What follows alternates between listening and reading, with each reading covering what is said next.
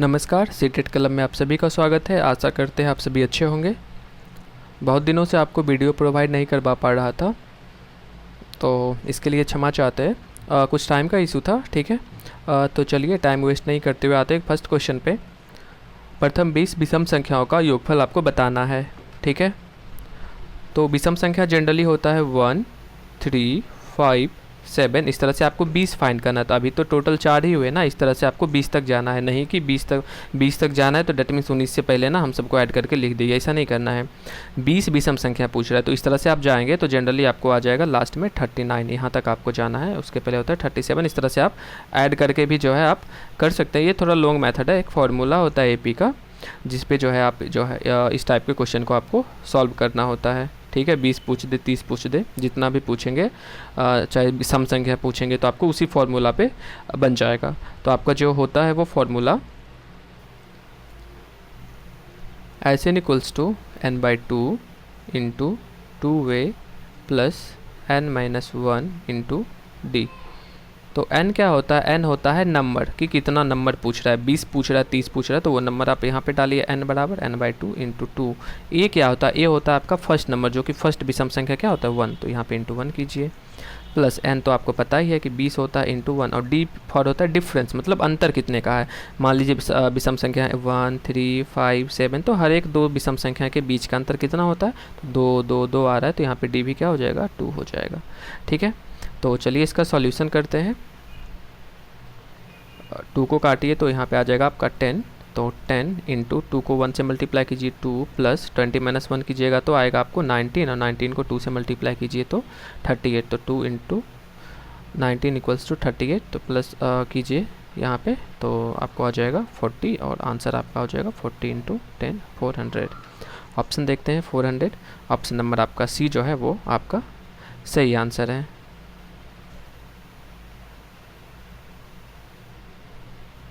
Okay, चलिए next question पे आते हैं। नेक्स्ट क्वेश्चन आपका कह रहा है यदि 0.007/p इक्वल्स टू 0.1 है तो p का वैल्यू बताना है। कुछ नहीं करना आपको इसमें। तो 0.007/p इक्वल्स टू है 0.01।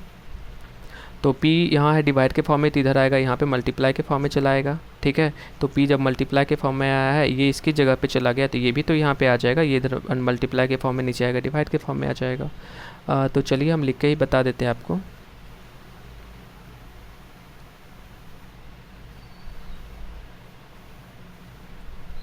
Zero 0.007 equals to 0.01 into P.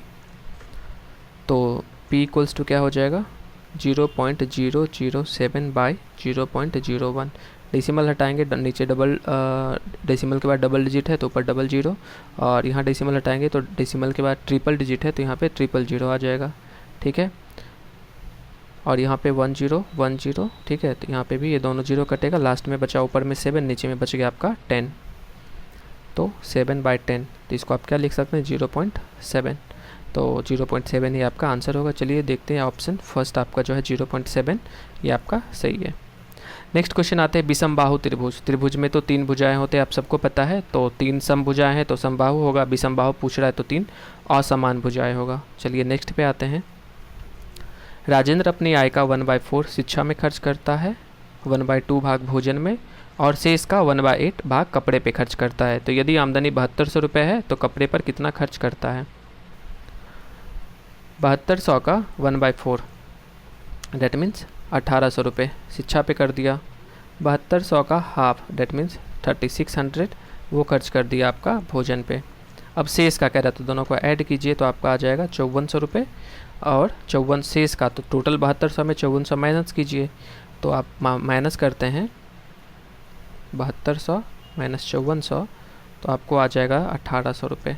फिर कह रहा है 1800 का 1/8 भाग जो है वो खर्च कर रहा है किस पे? कपड़े पे कर रहा है, ठीक है। देख लेते हैं क्या कह रहा था। हाँ, शेष का 1/8 कपड़े पे खर्च करता है, तो कपड़े पर कितना खर्च करता है? तो चलिए हम निकालते हैं, इसको कट कीजिए यहाँ से। तो 8 2 जा 16, 8 2 जा 16 एंड 8 5 जा 40, तो 225 रुपये वो जो है खर्च कर रहा है कपड़े पे। तो यही आपका आंसर होगा, ऑप्शन नंबर बी जो है आपका सही आंसर है।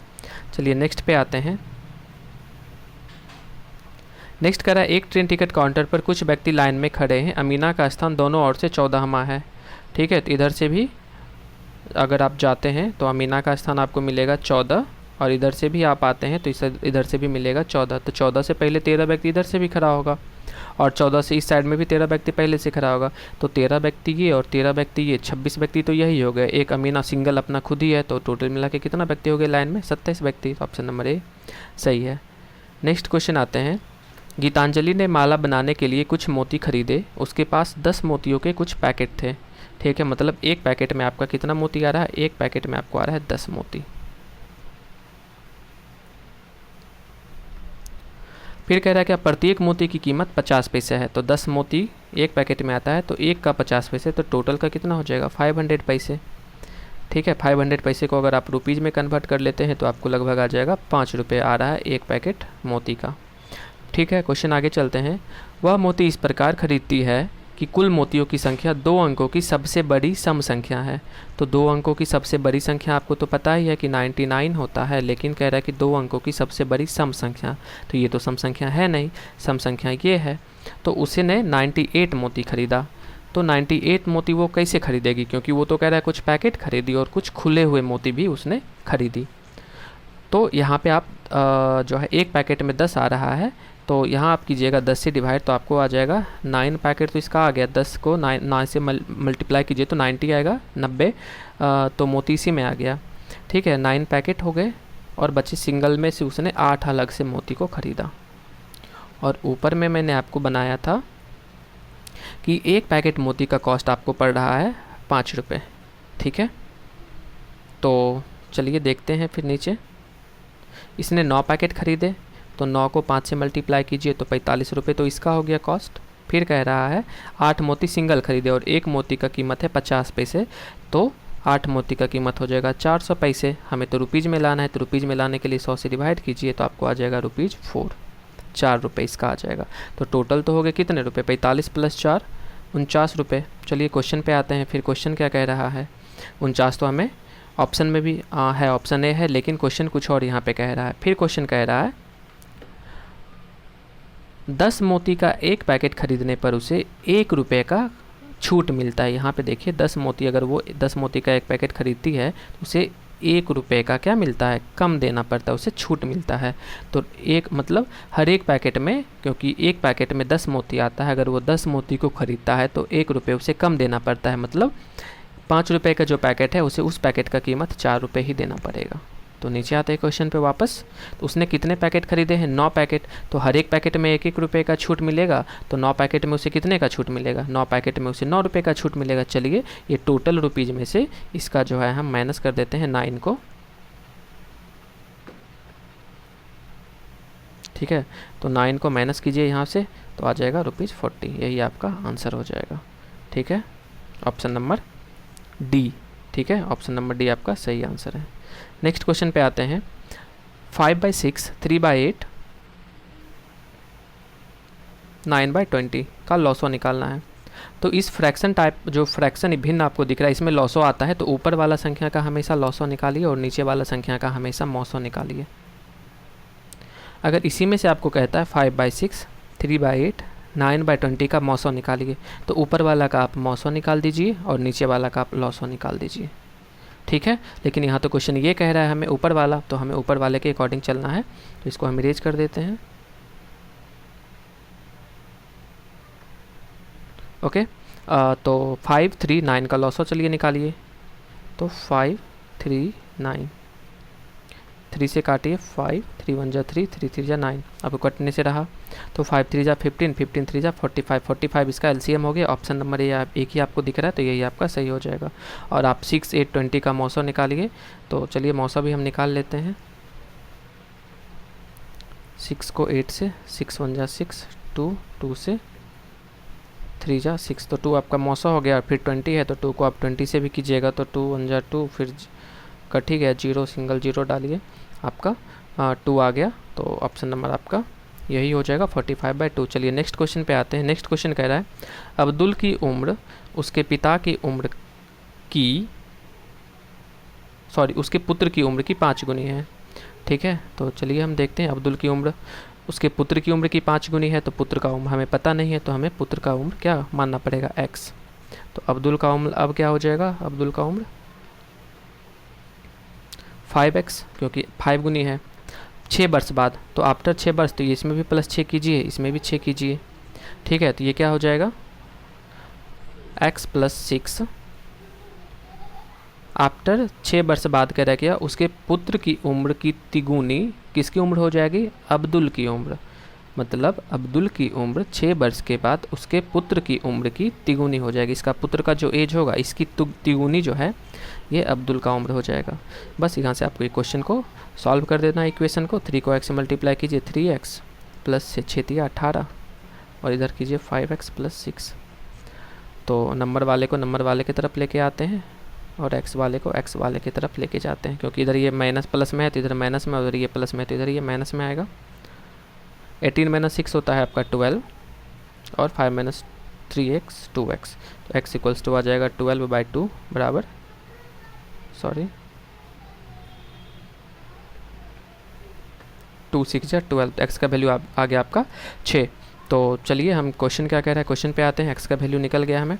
तो अब्दुल की उम्र क्या है, तो अब्दुल का उम्र आपने माना था क्या, 5x स्टार्टिंग में, तो 5x माना था, तो क्या हो जाएगा 5 × x का वैल्यू 6 आया है, तो अब्दुल का उम्र क्या हो जाएगा, तो अब्दुल का, क्योंकि उसके पुत्र का एज मैंने माना था क्या, x, और जो अब्दुल है, अब्दुल का एज मैंने माना था 5x, तो x का वैल्यू अब्दुल की उम्र में, क्योंकि अब्दुल का पूछ रहा है, तो 5 × 6 बराबर 30 ईयर्स, तो आपका आंसर हो जाएगा। चलिए देखते हैं,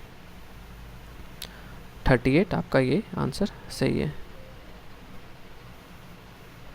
नेक्स्ट क्वेश्चन पे आते हैं। 2 अंकों की एक संख्या के अंकों का योग 10 है। 2 अंकों की कोई संख्या है जिसका कि आप योग करते हैं दोनों अंकों का, तो आपको 10 आता है। यदि संख्या में 36 घटा देने पर अंकों के स्थान बदल जाते हैं तो संख्या क्या होगी। इस तरह के क्वेश्चन को अगर आप सॉल्यूशन करते हैं तो वो लोग मेथड में जाएगा, तो आपको इसमें ऑप्शन से ही बनाने हैं, ठीक है। तो करने क्या होते हैं आपको इसमें, तो ऑप्शन देखिए। तो 2 अंकों का सम 10 किसकी संख्या में आता है, आप 6 + 3 कीजिए, 9 आएगा, तो ये तो संख्या नहीं होगा, तो यहीं क्रॉस कर दीजिए। 7 + 3 10 है, तो ये सही है। 6 + 3 9, ये गलत है। 3 + 7 ये भी 10 है, ये भी सही है। आगे का प्रोसेस है कि संख्या में 36 घटा दीजिए, तो 73 में से अगर 36 को माइनस करते हैं तो आपको आ जाएगा 37, ठीक है। तो कह रहा है क्या, संख्या 36 घटा देने पर अंकों के स्थान बदल जाते हैं, मतलब ये जो 73 है ना, ये बन जाएगा आपका 37, यहाँ पे तो सही है, ये बन गया है 37, तो ऑप्शन नंबर बी आपका सही है। और 37 लेते हैं, दूसरा यहाँ पे एक और दिख रहा है नंबर जिसका कि सम 10 होता है, तो इसमें भी माइनस कर लीजिए, तो 37 और 37 - 36 कर दीजिए, तो आपको यहाँ पे आ जाएगा 1, जो कि नहीं हो रहा है इसका अंक चेंज, तो इस हिसाब से तो आपका होना चाहिए था 73, जो कि हो नहीं रहा, इसीलिए गलत है, तो ऑप्शन नंबर आपका बी सही है। नेक्स्ट क्वेश्चन पे आते हैं। 0.01 + 2 × ये सिंप्लीफिकेशन का क्वेश्चन है, ठीक है। तो इसमें आप बॉड मास के हिसाब से चलते हैं, तो सबसे पहले आपको 2 को 1.0 से मल्टीप्लाई करना होगा, तो आपको आएगा 2.04, फिर आपको यहाँ से डिवाइड करना पड़ेगा, इसको 0.02 से डिवाइड कीजिए, डेसिमल हटाइए, ऊपर में डबल 0 डालिए, और ऊपर का डेसिमल हटाइए, नीचे में डबल 0 डालिए, ठीक है। ये तो कट गया। अब यहाँ से भी हम कट कर सकते थे, लेकिन आपको बताने के लिए मैंने ये प्रोसेस किया। आप यहाँ से 2 से इसको डिवाइड करेंगे, तो 2 1 = 2 0, फिर 2 2 = 4, ठीक है। तो 102 आ गया। अब क्या प्रोसेस सेकंड होता है इसमें आपको, ये हो गया आपका मल्टीप्लाई का, डिवाइड का हो गया का। अब बचा आपका एक प्लस का और एक बचा माइनस का, तो सबसे पहले प्लस होता है, तो 102 में से आप जो है प्लस कीजिए 0.01 को, तो प्लस करने पे आपको आएगा 102.01, फिर लास्ट का एक प्रोसेस बचा है -0.5, चलिए इसमें -0.5 कीजिए, ठीक है। 102.01 और माइनस करना है 0.5, और 5 के बाद 0 अपने मन से लगाते हैं। 1 - 1 1 होता है, 0 - 5 होगा नहीं, तो इससे कैरी लगा 1 10, तो 10 - 5 5 पॉइंट, ये बचा आपका 1, ये सिंगल 0 101.51। चलिए ऑप्शन देखते हैं। ऑप्शन नंबर फर्स्ट आपका जो है करेक्ट है, ठीक है। तो आशा करते हैं वीडियो आपको अच्छी लगेगी। वीडियो आपको अच्छी लगे तो चैनल को लाइक कीजिए, सब्सक्राइब कीजिएगा, ताकि आपको प्रॉपर नोटिफिकेशन मिलती रहे इसके रिगार्डिंग। ओके, तो आज के लिए बस इतना ही। धन्यवाद, आपका दिन शुभ हो।